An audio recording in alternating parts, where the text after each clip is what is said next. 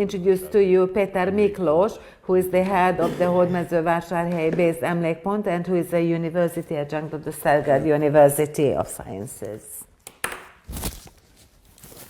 Tisztelt elnök úr, tisztelt konferencia, szeretettel köszöntöm. Mr. Chair, ladies and gentlemen, I would like to greet everyone. Perhaps the circumstances are not usual.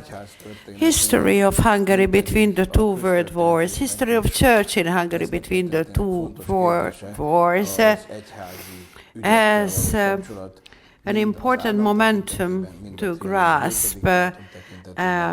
And that is related to the Trianon Treaty, to the state, and also the institutional structure of the church.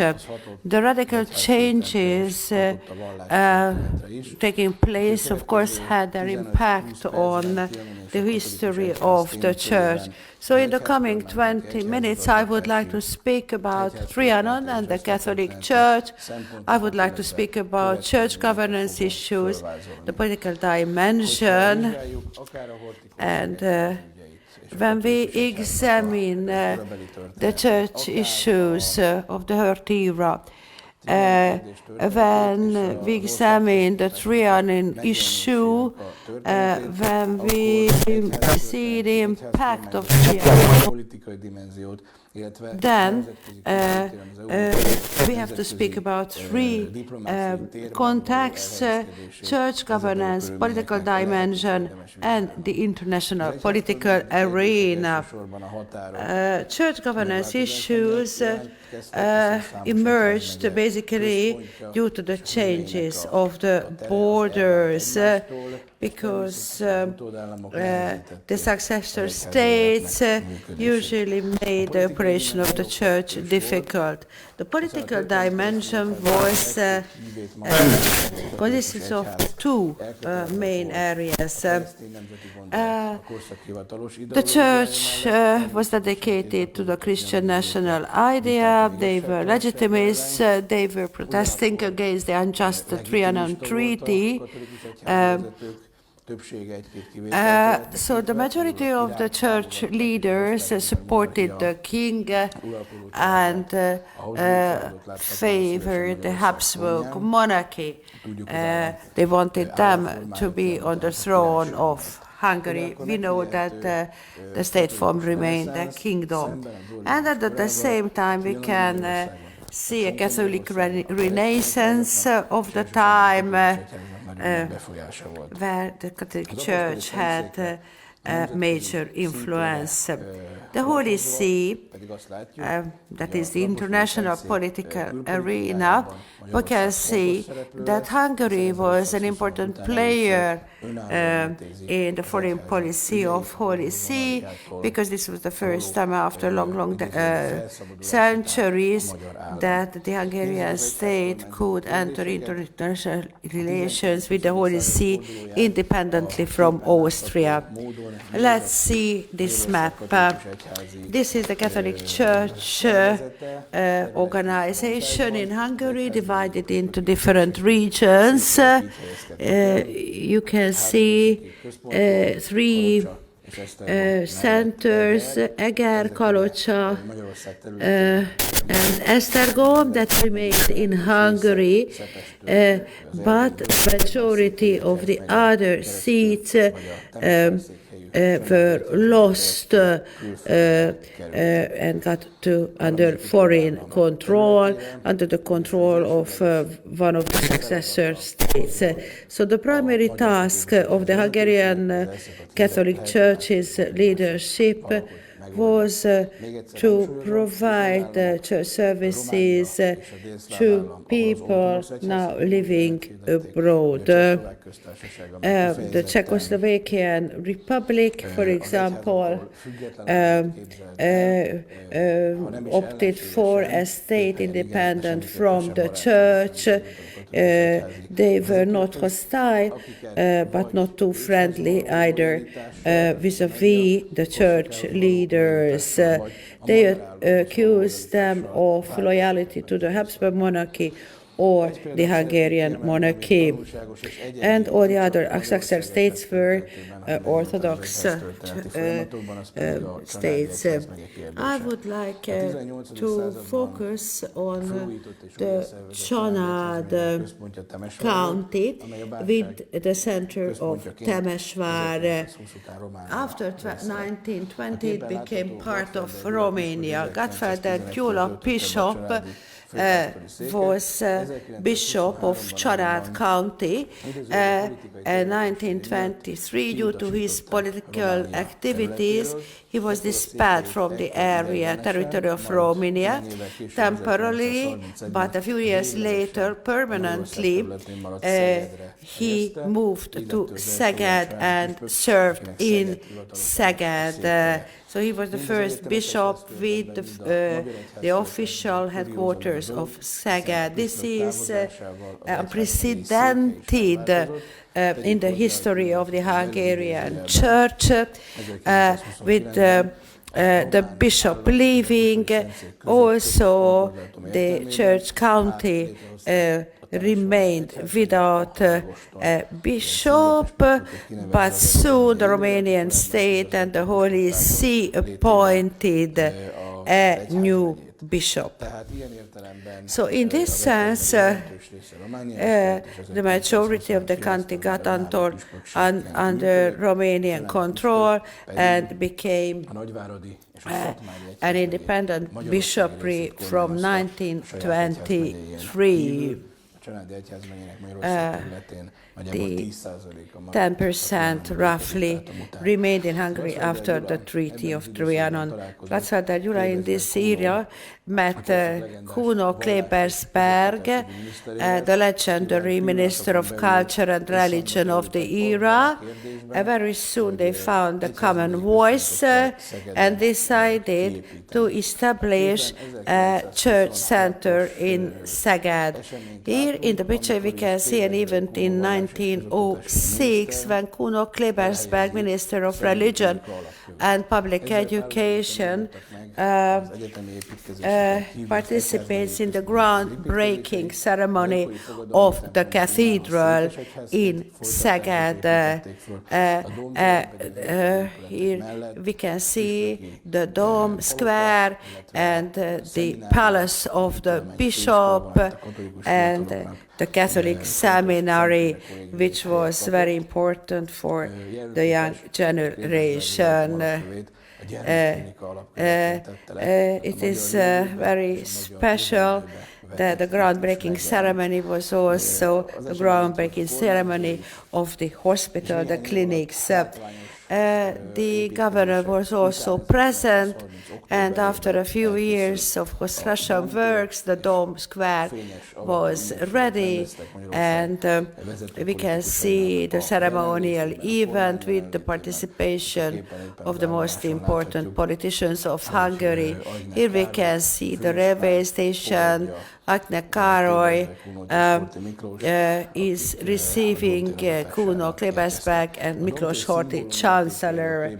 The symbolic value of the Dome Square is perhaps can be well grasped through the words of Kuno Klebersberg. And don't forget, the square is the square of hospitals, a sacred square with the church. Klebersberg said, let this square be and never built into brick, carved in stone and cast in ore. So this is a symbolic square, and it became the symbol of the revisionist idea. It was the third center of Szeged, the Dome Square. Let's see the second dimension, the political one. Basically, the Catholic Church up until the second half of the 1940s was monarchist, loyalist. They thought that the ideal state form is the monarchy. It was not a problem with Hungary, where the monarchy survived until 1946. Here we can see Ottokar Prohászka, who was a bishop in Hungary. So they, and many other leaders of the Catholic Church were legitimists, which means that they voted for or opted for the Habsburg family to return to the throne. Kingdom without a king. Legitimist bishops of Hungary created a certain conflicted era, which led to the perception that the Protestants were overrepresented in Hungary. Of course, it was not without a basis. Miklós Horthy was a Protestant himself. The head of the state followed the Protestant faith in the Kingdom of Maria, Mary the Saint, and it is also true that many other leaders were also Protestants, for example, Bethlen and Darányi belonging to the Calvinist Church, Gömbös belonging to the Lutheran Evangelist Church. So the Catholic political elite had the feeling that they were over-dominated by the Protestants. János Miklós was one of the leaders of the legitimists, and the first royal coup d'etat in the Eastern of 1921 was hosted by him in the bishop's palace in Szombathely. The returning king, Charles IV, returned to this palace. Until his death, Bishop János Miklós organized Charles masses, and he considered the last heir to the Habsburg throne as a legitimate king, and he called him Otto II. He was otherwise the patron of Archbishop Mindszenty, so he had influenced the later Archbishop in these early years. In 1921, we can still read the signing of the receptions book in 1921. In 1925, he erected a chapel, consecrated a chapel to Charles IV, and he worshipped or cherished the memory of Charles IV.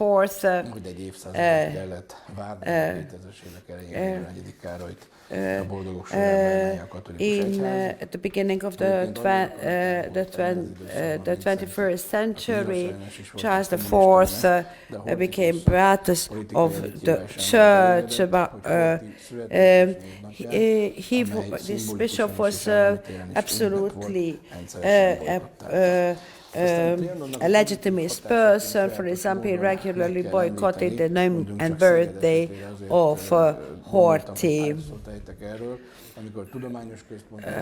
Szeged became a scientific center, a university town, and later an economic hub as well. The number of the Catholic population also increased. There was a Catholic renaissance, a revival and prosperity.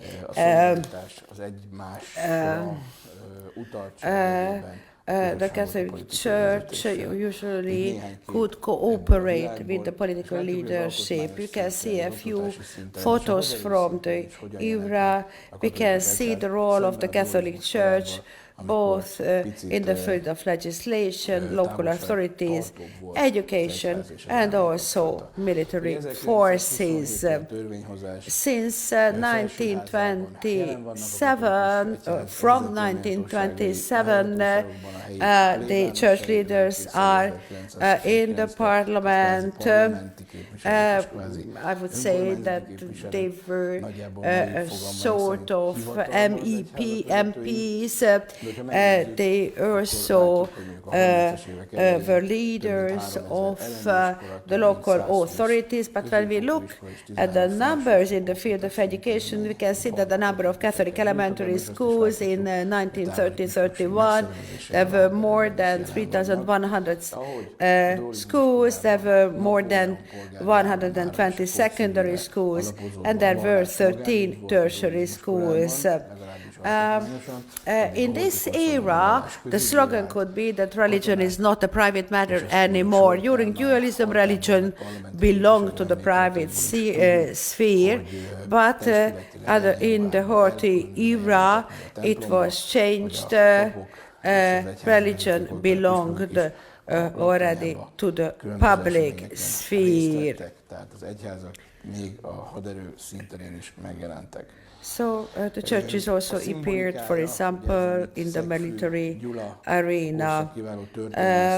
This was a neo-Baroque society. Here, for example, we can see Cardinal Charity Justian, who is leaving the Matthias Church here in the castle after the death mass, the requiem mass of József Vas, the Catholic minister of welfare. I think this photo very well reflects the prestige of the Catholic Church. Then two other events to be mentioned: in 1930, the year of Saint Imre, and in 1938, the double or triple Holy Year, with the Eucharistic Congress organized for the first time in Hungary. We know that the second one would have been held this year in September, but it is delayed, postponed due to the pandemic.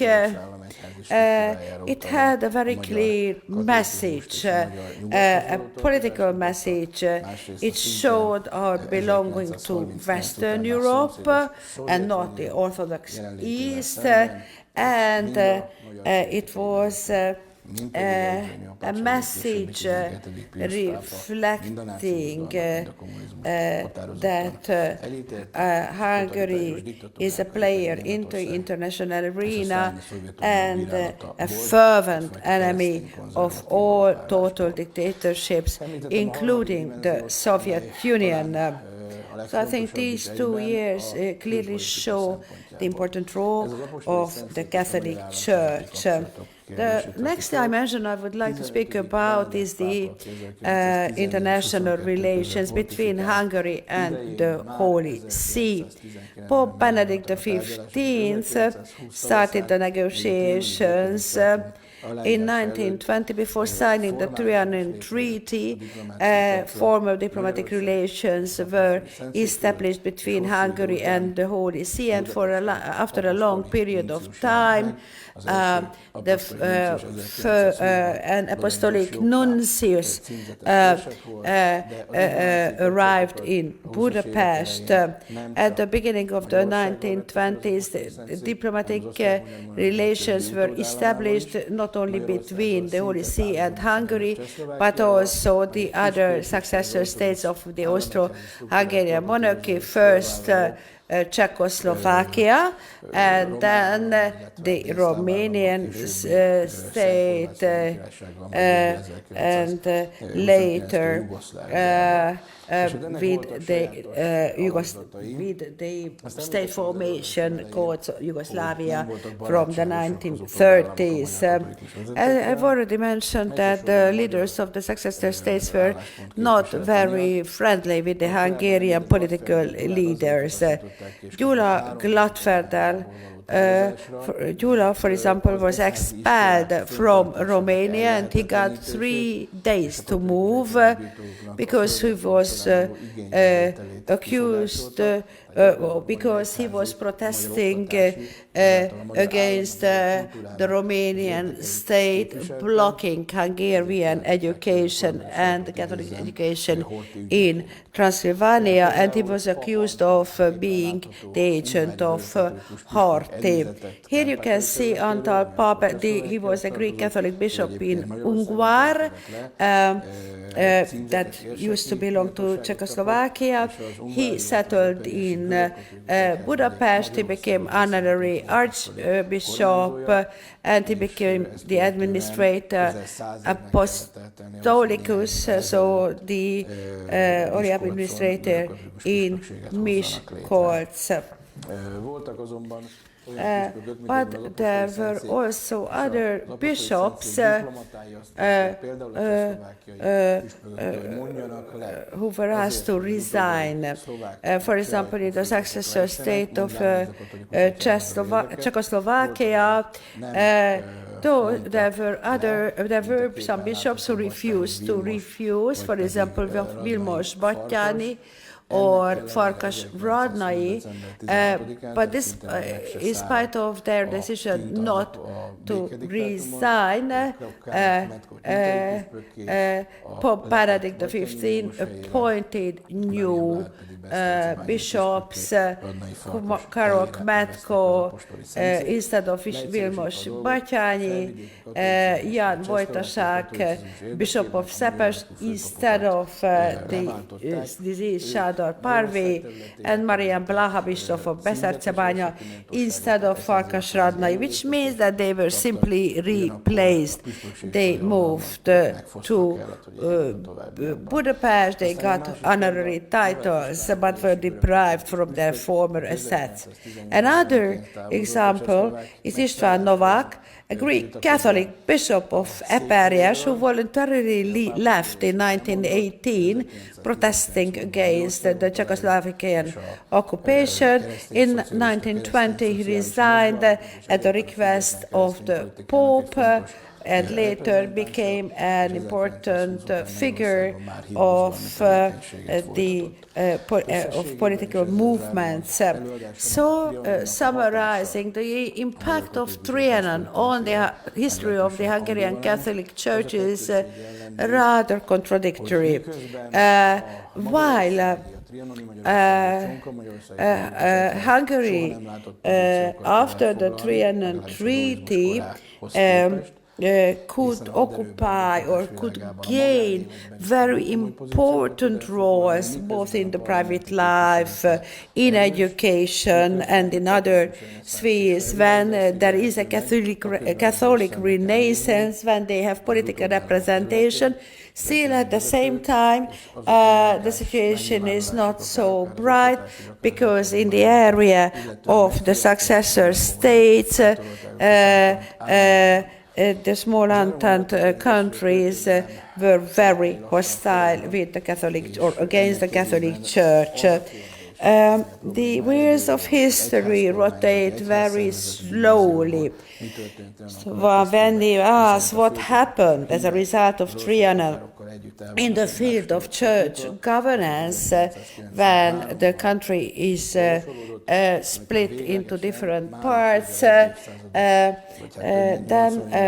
we can see that almost 100 years later, 80 years later, John Paul II was the Pope who rearranged the structural issues of the Catholic Church, and since then we can say that the new episcopal districts are all within the area, within the borders of Hungary. Thank you. Megköszönöm Miklós Péternek a lebilincselő előadását. Thank you very much for this excellent and informative presentation. The role of the church after Trianon. We could see how much the country changed, not only territory-wise, but also how with the nationalities getting into the successor state, the proportion among the different churches also changed.